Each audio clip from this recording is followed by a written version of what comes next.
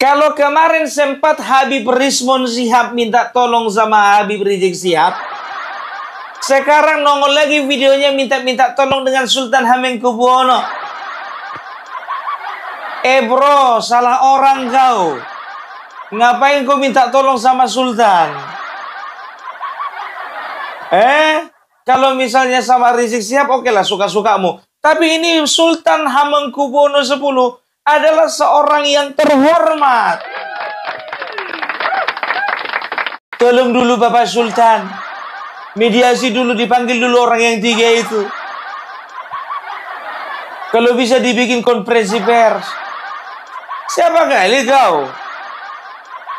Enak aja kau bawa Bapak Sultan. Agak percaya ini dia videonya. Udah kalian dengarkan ya, dia bilang apa? Tolong dulu Bapak Sultan. Tara, Mak Jreng. Halo guys, ketemu lagi dengan saya di Analisis Sengit. Di channel ini, kita akan mereaksi isu-isu perpolitikan tanah air terhangat dan terkini.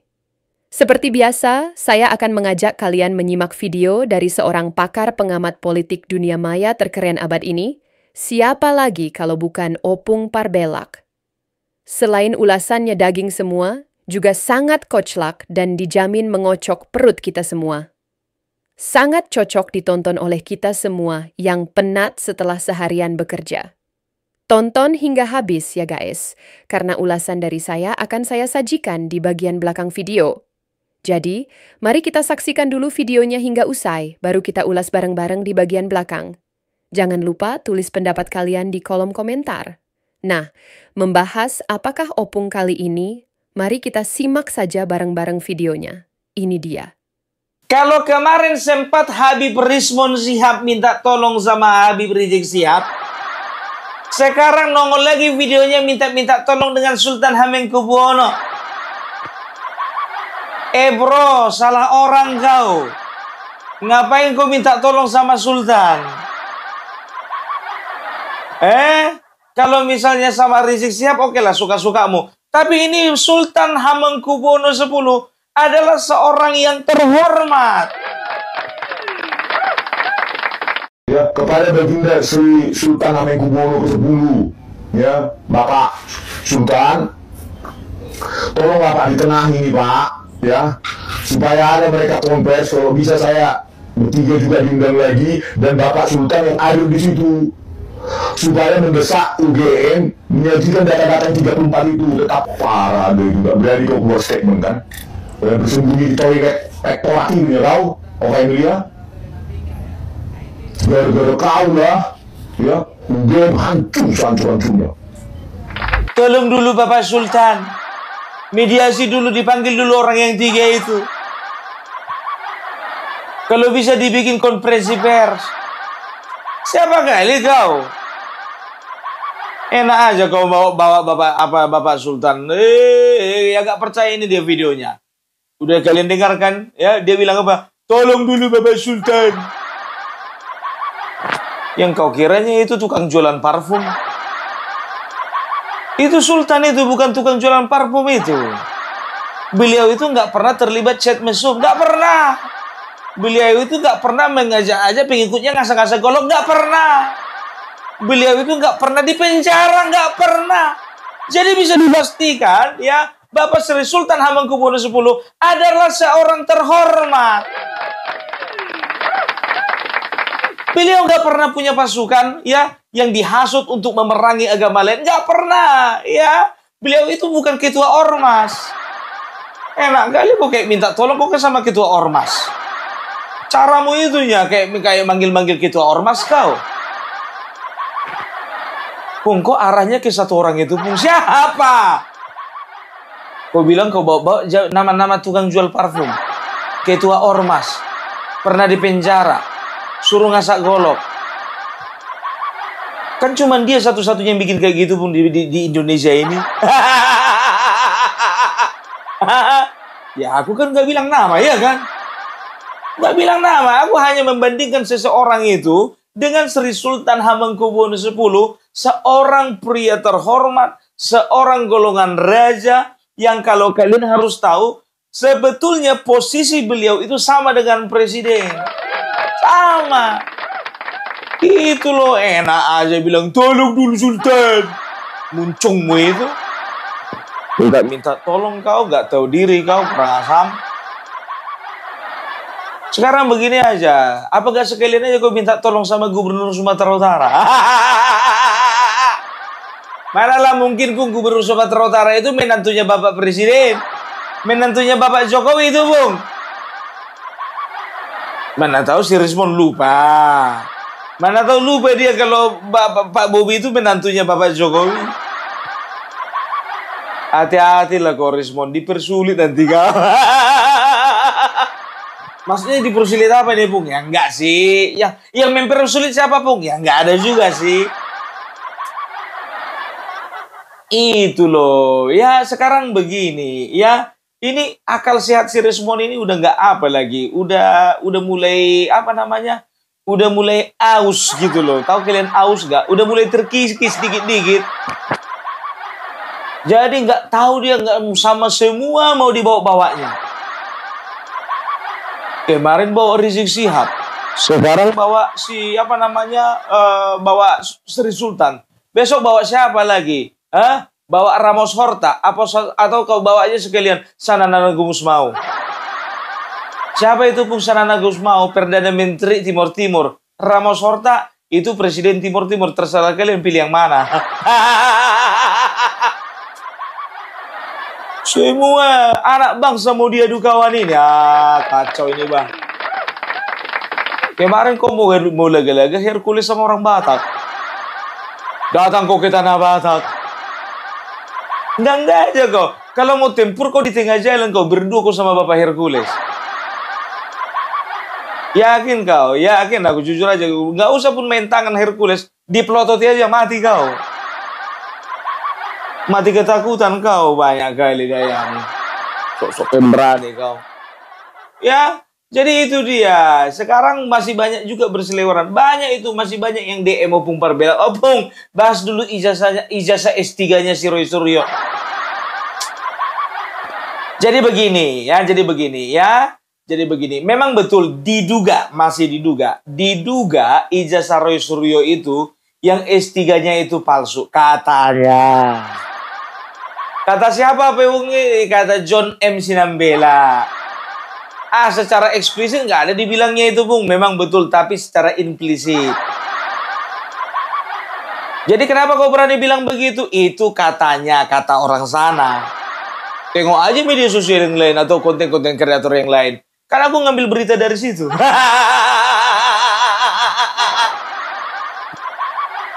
Aduh, ya. Jadi begini, ada beberapa alasan sebetulnya ya.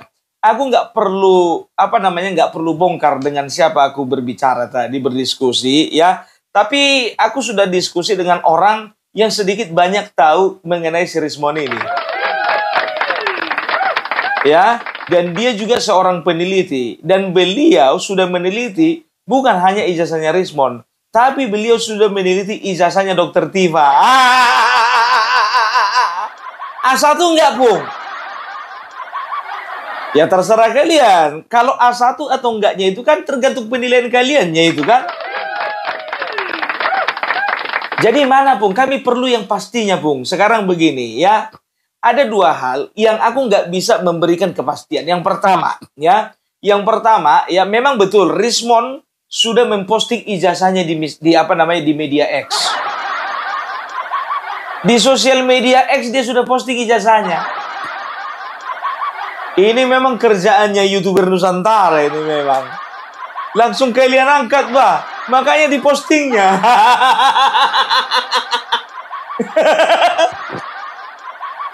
Dipostingnya, ya kan? Nah, ya. Jadi walaupun Rismon sudah mempostingnya, tapi belum bisa dipastikan bahwasanya memang itu ijazahnya asli atau palsu. Karena apa? Karena Opung Parbela nggak ada pegang yang palsu, nggak ada pegang yang asli. Kalaupun harus bisa membandingkan atau uji lab, ya, itu harus ada otoritas yang berwenang. Nah, sekarang pun kutanya dulu sama kau, ya. Itu orang yang bertelepon sama kau itu sebetulnya orang yang berwenang atau tidak? Sangat berwenang.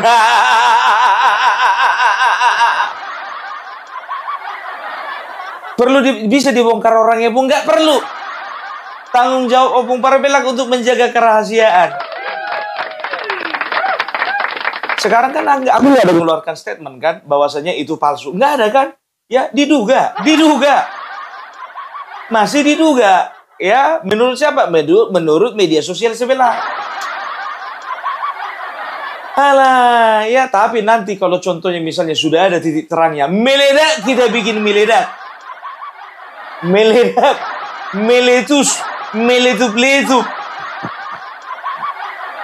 Kita bikin dia nggak bisa berbicara. Jangan berbicara, Pung. Komat kami aja kalau bisa, kalau perlu jangan kita biarkan dia komat kami. Jangan sampai dia berbicara, komat kami pun juga kita hantam. Ya kan, kita nggak seperti dia. Dia dikit-dikit ijazah Bapak Jokowi palsu. Berani mereka mengatakan ijazah Bapak Jokowi palsu. Sementara mereka nggak pernah ngelihat barangnya itu langsung. Tapi sedangkan kita, ya aku fair.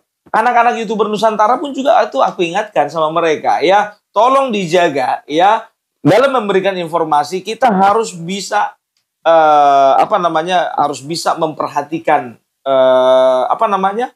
hukum dan aturan yang berlaku. Nggak boleh kita salah-salah. Makanya kita harus hati-hati gitu loh ya. Dan kita pastikan bahwasanya informasi itu akurat atau tidak. Nah, kalau memang akurat dan juga bisa diledakkan, nah nanti ada saatnya meledak. Ya tapi kalau contohnya terbukti, contohnya ijazahnya memang asli, ya kita mau bilang apa? Ya itulah keadaannya. Kan begitu. Ya, itu gimana ceritanya itu, Rizal Fadila? Banyak kali drama orang ini, Bang. Ya, ketika ditanya wartawan, ya mereka mengklarifikasi bahwasanya ini bukanlah keterangan palsu. Kecelakaan ini tidak dibuat-buat. Kecelakaan ini betul-betul adalah terjadi, katanya. Kita lihat aja lah betul-betul terjadi atau memang betul-betul palsu, kita lihat aja lah. Ya kan? Jadi kalau dipikir-pikir biar tahu kalian ya, aku bilang sama kalian, jangan pernah kalian itu terlalu percaya dengan manusia-manusia botol gitu. Tahu kalian botol nggak? Bodoh dan tolol. Ya, karena apa? Karena hanya manusia-manusia bodoh dan tolol yang tidak bisa mempertimbangkan ya apakah informasi yang didapatnya itu benar, akurat, dan A1. Sebentar dulu, kucolok dulu. Dah, ya. Lo baterai, baterainya lo bet. Kayak capres kemarin itu lo bet. Jadi dicas dulu. Itulah Opung Parbelak uniknya ya kan. Ada gangguan di tengah jalan, nggak mau di-cut-nya, nggak mau diedit. Lanjut terus gas. Dan juga Kurnia, ya. Aku bilang sama kalian, ya kemarin itu aku dan beberapa teman menunggu-nunggu. Ya kan. Kurnia kenapa setelah 12 jam juga nggak keluar-keluar dari ruang pemeriksaan? Dan sampai sekarang belum ada informasi ya yang sudah pasti mengenai apa saja hasil pemeriksaan Kurnia. Sampai video ini dirilis. Kurang tahu aku nanti ketika misalnya contohnya sudah aku rilis misalnya jam sekian, nggak taunya keluar berita mengenai hasil pemeriksaan katakanlah lebih lambat ya, itu apa dibilang ya itulah namanya informasi, kadang-kadang bisa cepat, kadang-kadang bisa lambat kan begitu. Tapi informasi yang terbaru yaitu dia ya Kurnia ya tidak keluar dari ruang pemeriksaan selama 12 jam. Lama juga ya. Kalau naik pesawat itu udah sampai ke Amerika itu. Betul ku bilang itu kan. Orang ini dapat undangan makan malam. Iya kan? Coba lihat. Ya, dari pagi diperiksa sampai malam. Berarti yang sekalian makan malam ya kan? Luar biasa memang. Kurnia, di mana engkau Kurnia? Jadi berbicara tentang Sultan Hamengkubuwono ke-10 ya. Makanya Opung Parbelak secara pribadi marah dengan si Rismon karena dia membawa nama seorang yang sangat bermartabat, seseorang yang sangat terhormat ya. dan juga beliau itu sudah Rismon itu sudah sangat mengotori Yogyakarta. Karena apa? Ya, karena kampus UGM ya sebagai kampus kebanggaan dari daerah istimewa Yogyakarta, mereka kotori dengan menggeruduknya ramai-ramai.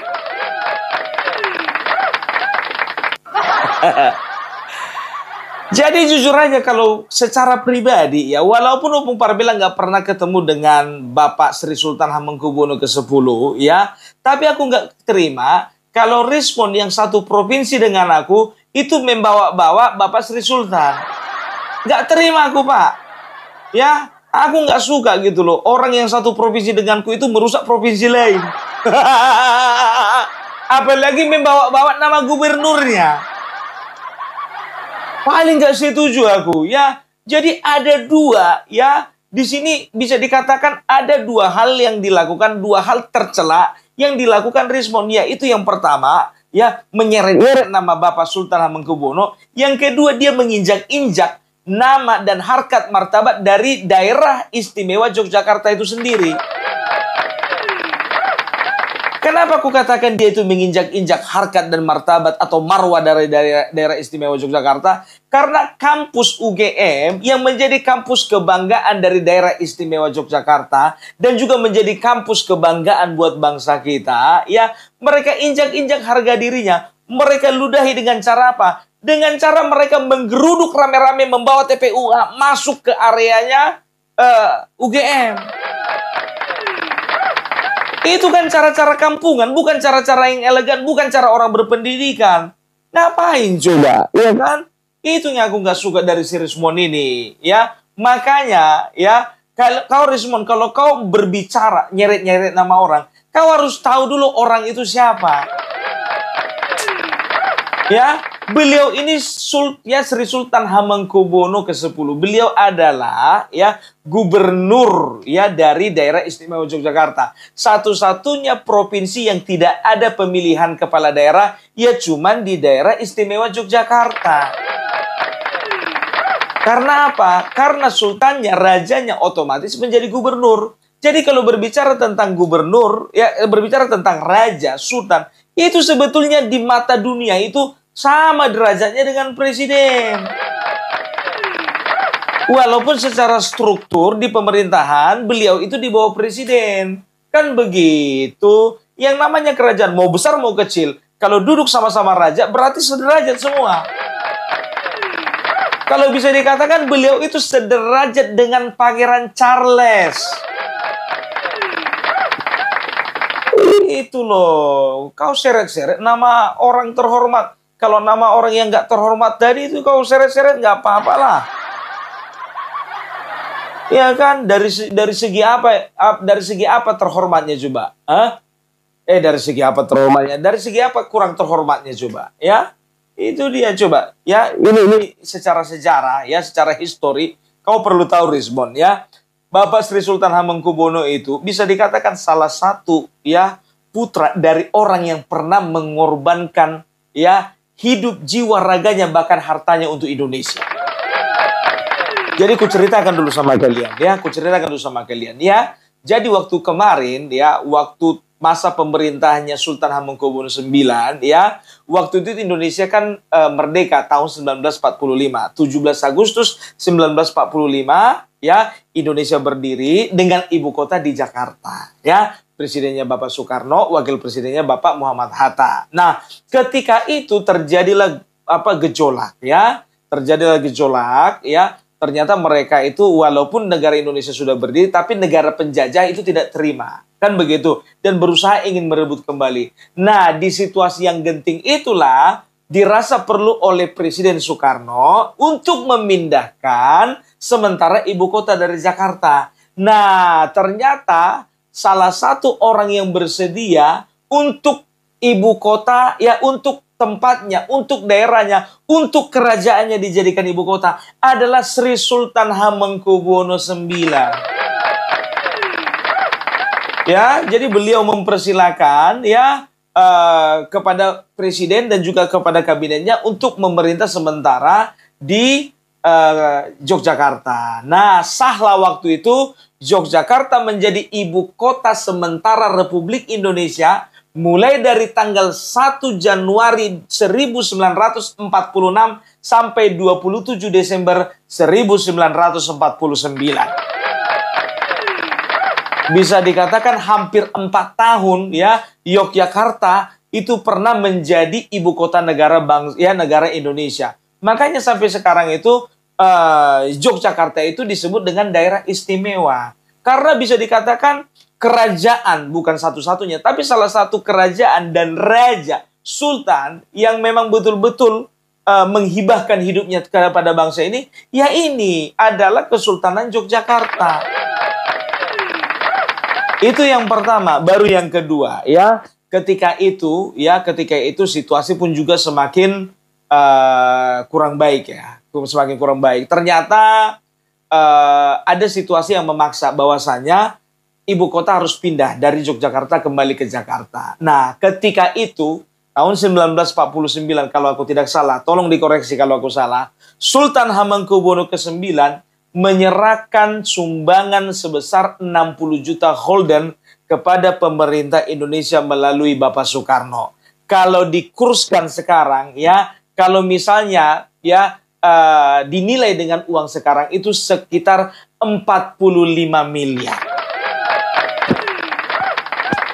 Kecil itu Pung, kecil itu kalau sekarang, tapi waktu itu keadaan bangsa kita sedang bangkrut, tidak ada uang untuk menggaji pemerintah, menjalankan pemerintahan, tidak ada uang untuk menggaji menterinya.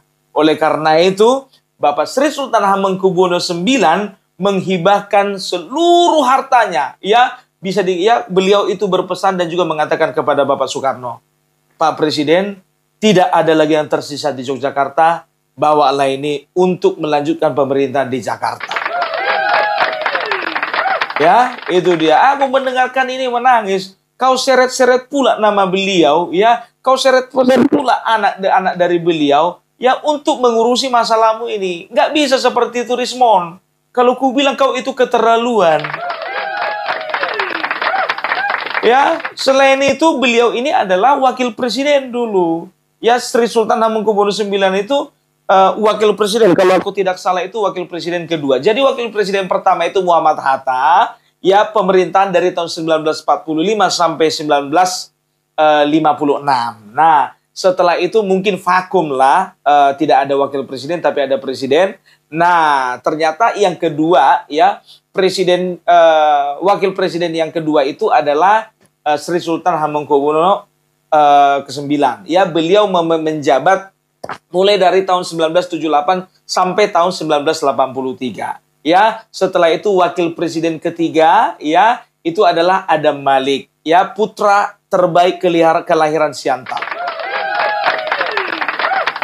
Ternyata Siantar pernah juga punya andil ya, menghibahkan putra terbaiknya untuk bangsa ini di zaman-zaman kemerdekaan. Bangga kita, wah, ya kan? Nah, beliau menjabat dari tahun 1978 sampai 1983, ya. Masuklah wakil presiden yang keempat, ya, yang bernama Umar Wirahadikusuma, ya. Menjabatlah beliau dari tahun 1983 sampai 1988, ya. Masuk lagi wakil presiden kelima, yaitu Bapak Sudarmono. Menjabatlah beliau dari tahun 1988 sampai tahun 1993. Nah, masuklah lagi wakil presiden yang keenam, ya. Siapa itu? Beliau adalah salah satu penanda tangan yang ada di surat petisi 8 kemarin, yang bernama Bapak Trisutrisno. Ya, sebelum beliau itu menjabat sebagai wakil presiden, beliau itu pernah menjadi Panglima ABRI, Pangap, tahun 1988 sampai tahun 1993, ya.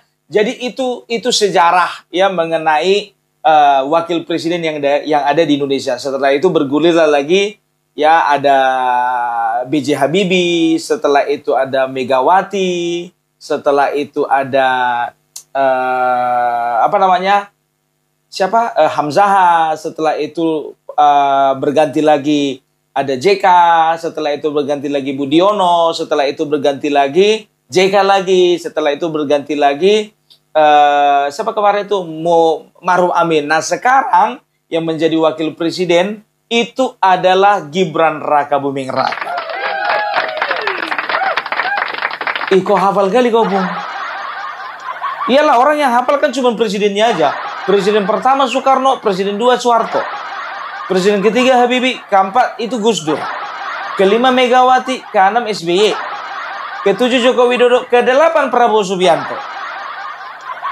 Tapi kalau Bung Parbelang hafal semua mulai dari wakil presidennya. Jadi aku paling gak suka ya, seseorang terhormat dibawa-bawa untuk masalah urusannya si Rismon ini. Paling benci aku, paling benci. Udah aku bilang, sekarang begini aja, coba kau data dulu semua ya, ke apa namanya, kalau memang konyol-konyolan, semua gubernur yang ada di Indonesia ini minta tanda tangannya. Kurasa satupun itu gak ada yang mau untuk memediasi kau dengan Bapak Joko Widodo. Itu dia ya. Jadi yang kuharapkan Rismon ya, tolong dulu ya, makin hari jangan makin gila lah kau. Ya, tolong makin sadar lah kau. Banyak orang yang menunggu pertobatanmu Rismon.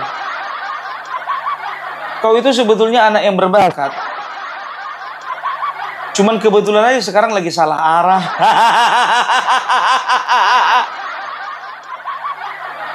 Aku bilang makin menggila coba. Kayak Petamburan dia. Siapa yang ngajak ini ke sana? Ya nggak perlu kujelaskan kenapa orang-orang harus menghindari yang namanya Petamburan. Udah tahu lah kita, ya kan? Nggak tahu kami Pung, kami awam Pung.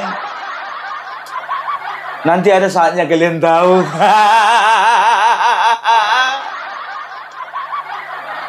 Itu dia, ya. Jadi biar tahu kalian, ya. Ini Bapak Sri Sultan Hamengkubuwono ke-10 ini juga dalam melakukan tindakan juga nggak main-main, nggak macam-macam dia ini, ya kan? Kemarin itu biar tahu kalian, ya. Waktu ada perbedaan ketika beliau itu menerima Anies Baswedan dan pasangan Prabowo Gibran.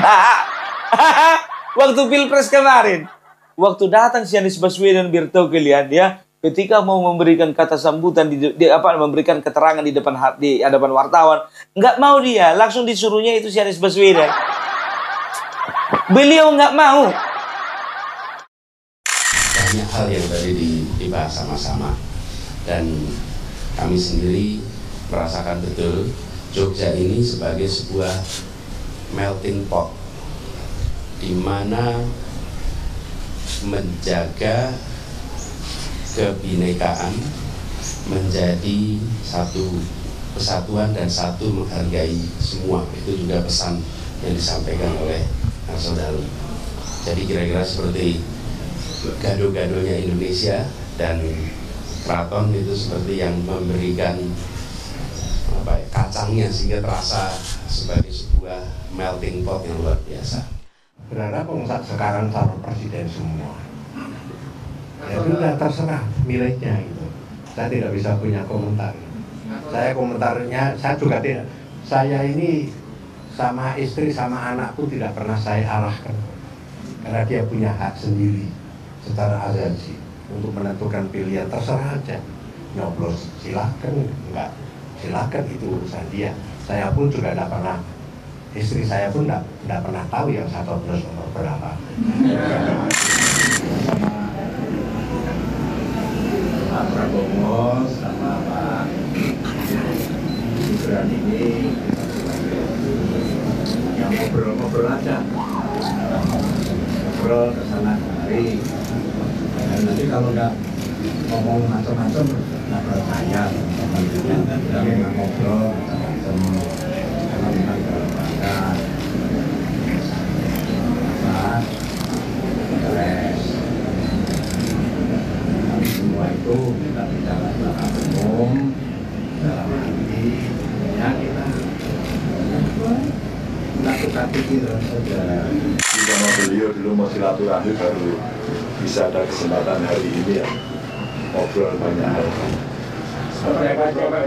Ya, yo tentang perkembangan bangsa negara, Saya kan sekolah di sini, lama di sini. Beliau sesepuh ya, banyak nasihat lah. Melarang gitu loh.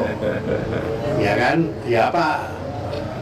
Ganjar mau ketemu ya saya terima. Lalu berbagai macam kata puja dan puji dikeluarkan si Anies Baswedan ini ya kan. Kalau kalian perhatikan ya raut wajahnya Bapak Sultan ya begini aja. Lama kali lah ini ngomong, pikirnya kan banyak kali lah cerita kau, pikirnya kan aku udah mau istirahat, kapan lah kau pulang, kan begitu. Tapi beda waktu beliau menerima kedatangan Bapak Prabowo Gibran.